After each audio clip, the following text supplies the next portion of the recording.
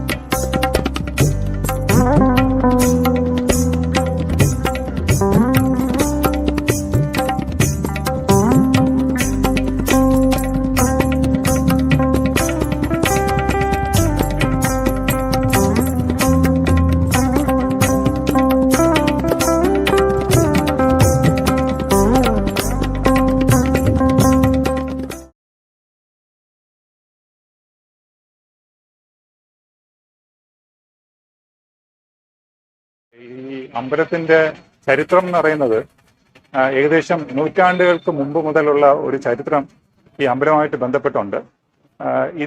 ഇത് നേരത്തെ ഒരു ദേവീക്ഷേത്രവും ഒരു മാടന്തമ്പുരാന്റെ ക്ഷേത്രമായിരുന്നു.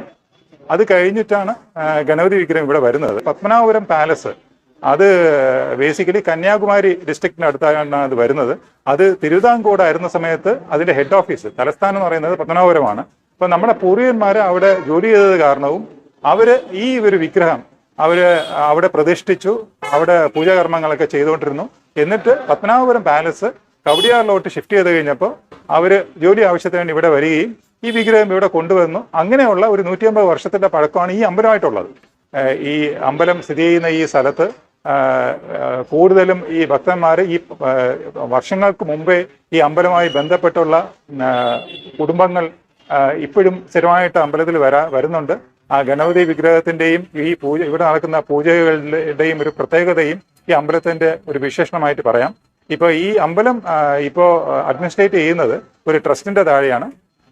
പ്രസിഡന്റ് ഉണ്ട്, വൈസ് പ്രസിഡന്റ് ഉണ്ട്, ഞാൻ സെക്രട്ടറിയാണ്, ജോയിന്റ് സെക്രട്ടറിമാരുണ്ട്, എക്സിക്യൂട്ടീവ് മെമ്പേഴ്സ് ഉണ്ട്. അപ്പോൾ നമ്മുടെ കുടുംബക്കാരാണ് ഈ കാര്യങ്ങൾ ചെയ്യുന്നത്. പക്ഷെ കുടുംബക്കാരാണെങ്കിലും നമ്മൾ പബ്ലിക്കിന്റെ എല്ലാവരുടെയും ഇൻവോൾവ്മെന്റോട് കൂടിയാണ് ഇവിടുത്തെ കാര്യങ്ങൾ മുന്നോട്ട് പോകുന്നത്. നമ്മൾ അങ്ങനെ സംഭാവനകളൊന്നും പോയി മേടിക്കുന്ന ഒരു പ്രാക്ടീസ് അമ്പലത്തിനകത്തില്ല.